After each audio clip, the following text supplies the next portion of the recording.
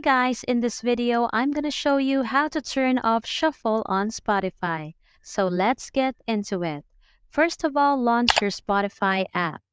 Look for the playlist or song you want to listen to from your library or the search bar.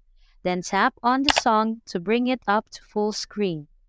And at the very bottom on the left-hand side, there is this button that looks like two intertwined arrows. If you click on that, it's going to play from the first song all the way down without shuffling the songs.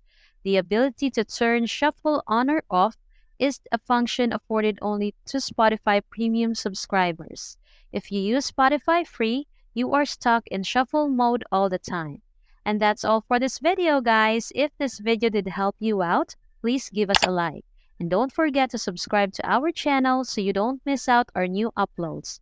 Thanks for watching, and I will see you in the next one.